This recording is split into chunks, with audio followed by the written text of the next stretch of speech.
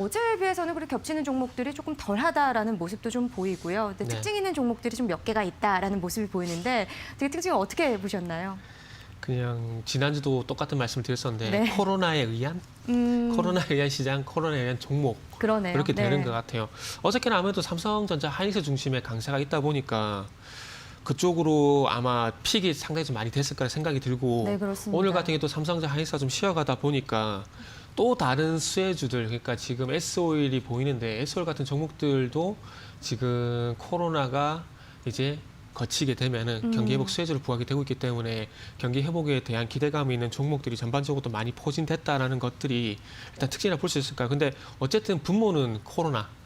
네, 코로나에 의한. 네. 네, 알겠습니다. 자, 그럼 첫 번째 특징 좀 뭘로 좀 뽑아볼까요?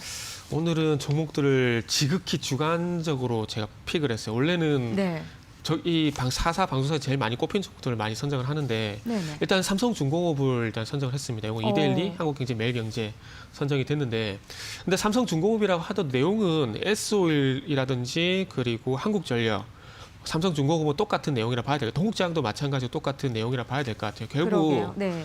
유가와 연관성이 있는 종목들이거든요.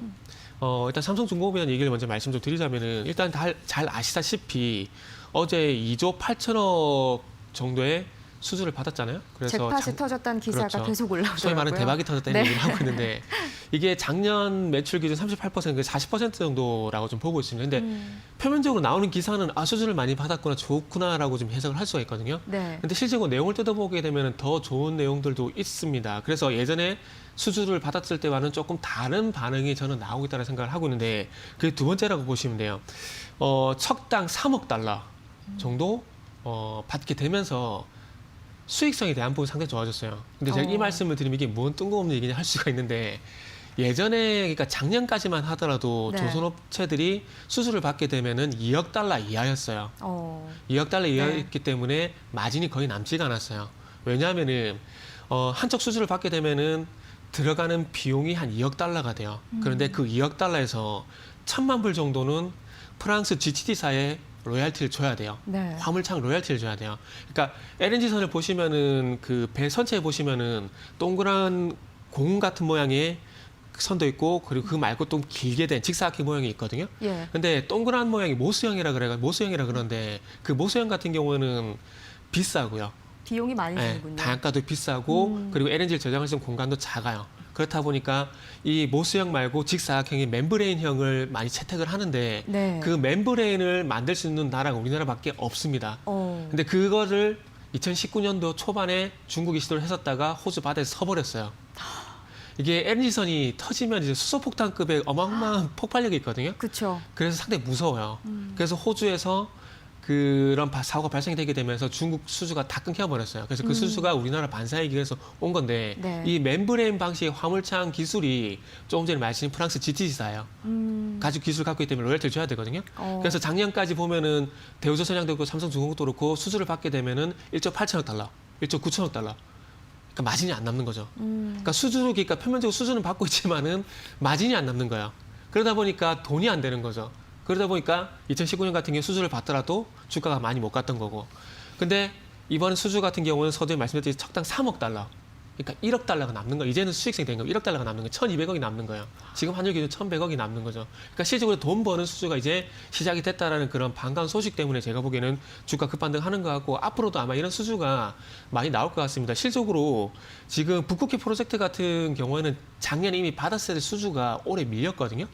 근데 또 작년에 못 받은 수주가 모잠비크 수주가 있어요. 엑스모빌에서 발주를 하는 모잠비크 프로젝트가 있는데 아마 그것도 올해는 벌써 끝났군요. 그래서 아마 내년에 또 수주가 되지 않겠나 싶은데 그래서 아마 이런 돈 되는 수주들이 앞으로 계속 들어오게 된다라면은 아마 조선주 같은 경우는 앞으로 괜찮지 않을까라고 조심스럽게 말씀을 드릴 수가 있고 네. 그리고 이제 뭐 앞으로 유가가 올라가게 되면 당연히 정유주 좋아질 거고 그럼 유가 올라가게 되면은 그동안 끊겼던 발주가 다시 취소됐던 발주가 다시 재개가 되게 되면은 그 부분도 수익으로 좀 많이 되게 된다라면은 아마 조선주 같은 게 괜찮아질 거고요. 그리고 뭐 최근에 해운주가 제일 잘 가잖아요. 해운주 잘 가는데 이 부분은 뭐 경기가 좋아지게 되면서 물동량이 증가한다. 그 물동량이 증가하게 되면은 또 컨테이너선에 대한 또 수요가 또 증가를 하겠죠. 그런 부분들도 수주를 많이 되고 그러니까 앞으로 이렇게 될 가능성이 높다라는 것들이 아마 제가 봤을 때 삼성중공업 중심한 조선주의 훈풍으로 좀 다가오는 것이 아닌가 생각이 드는데 그래서 아마 조선주 같은 경우에는 내년에 한번 보시면 2019년 올해와는 다른 흐름이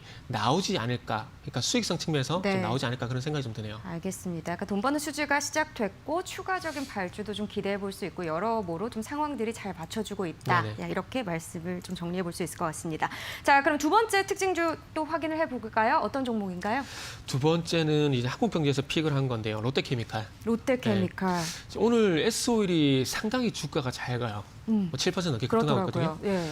그러면은 롯데케미칼 똑같은 화학주기 때문에 좋게 봐야 되지 않느냐라고 말씀하실 수도 분명히 있다고 생각이 듭니다. 근데 롯데케미칼 정도 종목이 된다라면 저는 실적을 좀 봐야 된다라고 생각을 하고 있는데 일단은 어쨌든 3분기 실적이 좋아질 거라는 얘기가 9월 달부터 나오게 되면서 롯데케미칼이 20만 원에서 28만 9천 원까지 거의 40% 이상 상승을 했거든요. 어제 또 네. 52주 신고가를 또 경신하기도 했죠. 그렇죠. 예. 오늘도 지금 장중에 52주 신고가 지속이 되고 있는 상황이고요. 그러니까요. 근데 결론부터 말씀드리면 롯데케미칼은 예상되는 실적 수준을 감안하게 되면은 지금 정도 주가가 저는 적당하다라고 생각을 좀 하고 있습니다. 왜냐하면은 일단은 제가 서두에 실적에 대해서 좀 말씀을 드렸듯이 일단 2021년 예상 실적을 좀 보게 되면은 예상 실적이 1조 2천억이에요. 1조 2천억. 네. 근데 2019년 예상 영업이익이 2019년 영업이익이 연간 영업이익 1조 1천억이었거든요. 그러면 1조 1천억일 때 롯데케미칼의 주가가 25만 원 부근이요. 25만 원 전후였거든요. 그러면 지금 2021년 예상 영업이 그러니까 연간 영업이 봤을 때 1조 2천억이기 때문에 물가 상승률 감안하게 되면 2019년과 별반 달라진 게 없다라는 겁니다. 그러면 2019년과 유사한 실적을 기록을 하게 된다면 2019년과 유사한 주가가 형성되는 게 저는 맞다라고 생각을 하고 있거든요. 네. 근데 2019년 주가가 서두에 말씀드렸듯이 25만 원 전후기 때문에 지금은 조금 오버슈팅이 됐다고 봐야 될 것 같아요. 그래서 아마 제 예상에는 LG 디스플레이가 3분기 때 잘 가다 지금 쉬어가고 있잖아요. 네. 그런 것처럼 롯데케미칼도 30만 원 돌파는 좀 쉽지 않을 거라 생각이 들고 30만 원 부근에서 좀 고점을 형성하고 난 다음에 좀 주가 쉬어갈 가능성이 있기 때문에 정유주와 석유화학주는 조금 달리 봐야 되지 않을까라는 지극히 제 주관적인 생각에 네. 롯데케미칼을 두 번째 종목으로 선정을 했습니다. 네. 잠깐은 좀 쉬어가는 흐름이 나타날 수도 있다라는 언급까지 좀 해주셨습니다. 자, 계속해서 마지막 또 특징주도 확인을 해보고 싶네요. 어떤 종목일까요?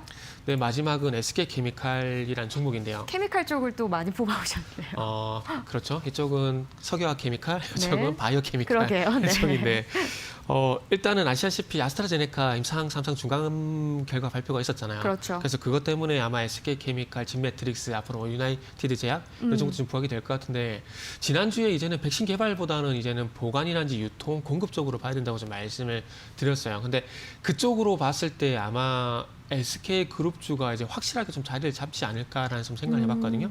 네. 일단은 이거부터 먼저 말씀드렸구나. 아스트라제네카 같은 경우 지금 좀 주목이 되는 이유가 보관도 용이하고 가격이 상당히 싸요. 그렇더라고요. 네. 가격 비교를 해보니까 4달러. 네, 4달러. 4달러는 버거킹에서 나온 줄 알았어요. 그러게요. 광고네요. 완전. 네. 4달러길래 되게 싼데 근데 되게 싸다라고 생각하면 되게 좋게 생각이 좀 들잖아요. 그렇죠. 근데 이게 지금 모더나 백신 같은 경우는 현재 32달러 정도 그리고 화이자 한 백신 같은 게 19달러 19달러. 정도더라고요. 그리고 전통적으로 백신을 잘 만드는 회사 두 군데가 있거든요.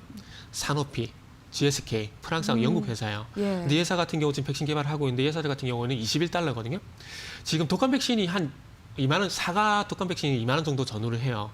그렇다면은 지금 사노피라든지 GSK가 독감 백신 수준이었던 백신 비용을 현재 책정하고 있는 상황인데, 그래서 저는 사노피 쪽하고 GSK 쪽으로 백신을 좀 보는 게 좋지 않을까 생각이 들고, 아스트라제네카는 좀 싸긴 한데 저는 좀 걱정이 되는 게 예. 임상 이상에서 부작용이 한 번 있었어요. 부작용이 한 번 있었는데 그 부작용이 어떤 부작용이 있었냐면 척수염, 척추 쪽에 염증이 예. 생기는 거예요. 잘못하면 하반신 마비가 와요. 그렇죠. 그래서 되게 백신은 생명과 직결되기는 안정성이 상당히 중요하거든요. 근데 네. 이 부작용은 뭐 개발 과정에서 날 수 있다고 생각이 들어요. 그런데 가장 중요한 건 아스트라제네카에서 4달러에 싸게 공급하는 대신에 부작용이 발생이 됐을 때 자기한테 책임을 묻지 말라 그랬어요. 네. 이런 백신을 맞을 수 있겠어요? 고민이 많이 되겠네요. 그죠. 예. 그래서 제가 말씀을 드리고 싶은 게 사노피하고 되도록이면 GSK 그리고 모더나에서 개발되는 백신을 맞으라고 하는 이유가 그 이유라는 겁니다. 그래서 아스트라제네카는 지금 그 SK 바이오시스가 현재 위탁 생산하기로 예정이 돼 있잖아요. 거기다가 네. 이제 생산하고 난 다음에 보관도 중요하거든요. 근데 그 보관을 한국 초저온이라는 회사에서 맡을 가능성이 높아요. 초저온 냉동물류 쪽에서 전 세계에서 압도적인 어떤 기술력을 가지고 있거든요. 근데 그 회사가 상장이 안 돼 있어요. 그런데 그 회사에 투자를 하고 있는 회사의 지분을 SK 그룹주가 25%를 가지고 있어요. 20%를 가지고 있어요. 그러다 보니까 만약에 이 냉동 보관에 대한 이슈가 발생이 되게 된다면은 아마 SK 쪽에서 상당한 이익이 좀 발생되지 않을까 하는 생각이 들거든요. 한국 초저온이라는 회사를 통해서 보관을 하고 그리고 SK 바이오시스라는 회사를 통해서 생산을 하고 그러니까 백신 개발에서 공급까지 밸류체인을 다 완전히 만들어 놓은 거죠. 그렇기 때문에 아마 SK 그룹주도 부각이 될 거고 이런 이슈 때문에 제가 봤을 때 SK 케미칼도 마찬가지로 좀 부각이 되지 않을까라는 지극히 제 개인적인 생각에 SK 케미칼을 토픽을 좀 제시를 했습니다. 그래서 결국 중요한 건 다시 말씀드리고 싶은 건 백신은 안전이거든요. 이번 독감 백신을 많은 분이 사망을 하셨잖아요. 예. 그래서 이 코로나 백신은 그런 일이 좀 없었으면 좋겠다라는 생각에 이 경각심 차원에서 오늘은 SK 케미칼을 좀 말을 하고 싶었습니다. 네, 맞습니다. 어쨌든 아스트라제네카 같은 경우 경제성 측면에 좀 강점이 있긴 하지만 안전성 부분에서 조금 더 좀 지켜볼 필요가 있다. 하지만 부각이 될 수는 있는 종목이다. 사실 주식도 무조건 저평가됐다고 담을 수 있는 건 아니잖아요. 그렇죠. 네, 이런 부분 좀 눈여겨보시길 바라겠습니다. 자, 오늘 이렇게 세 가지 특징주 살펴봤습니다. 팀장님 고맙습니다. 네, 감사합니다.